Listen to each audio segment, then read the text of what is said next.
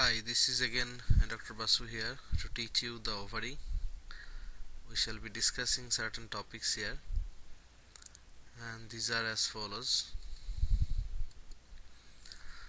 Tumors of the ovary, a classification of these tumors, etiopathogenesis. So we shall be discussing some of the tumors, not all of them, briefly, and then we shall move forward to discuss some other issues.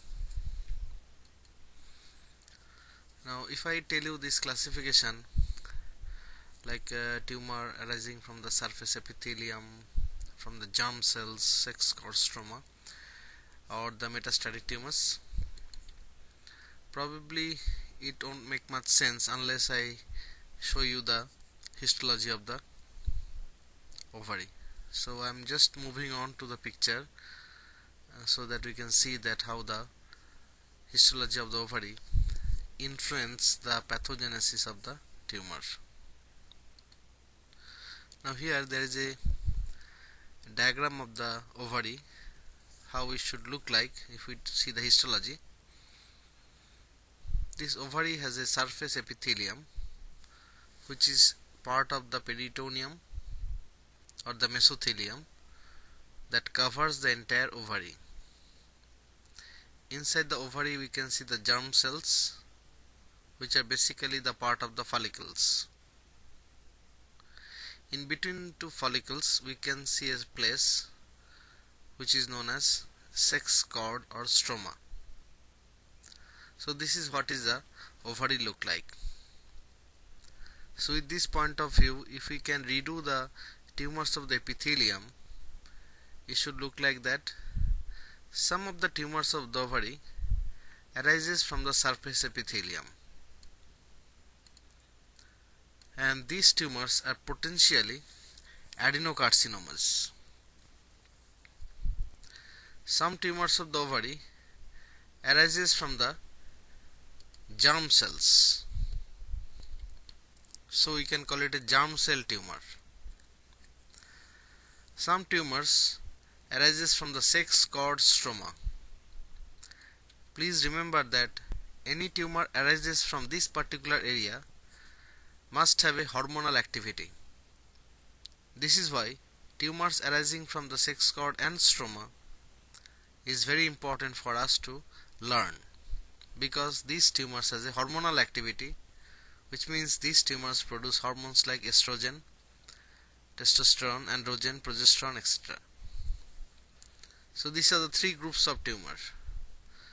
The fourth group of tumor are basically the metastatic tumors, which all of us know that a pure example of that is a bilateral Krukenberg tumor. So now we see that this classification has a meaning. So tumors arises from the epithelium would be our first point to discuss. Epithelial tumors, it is very interesting that like any other tumors, it has a benign category and a malignant category. All epithelial tumors predominantly produce cysts. So benign tumor of the epithelium of the ovary, which is a surface epithelium, is known as cyst adenoma, and once it is becoming malignant, then we call it a cyst adenocarcinoma. So cyst is an important word for the ovarian tumor that is arising from the surface epithelium, and these are the most common tumors. But for the ovary there is an important term which is there, a borderline tumors. This is something, a kind of tumor you do not expect to see in other places of the body. It is a tumor something between benign and malignant, mostly when the pathologist is having a problem diagnosing a particular tumor. And never forget, all these tumors has a common marker.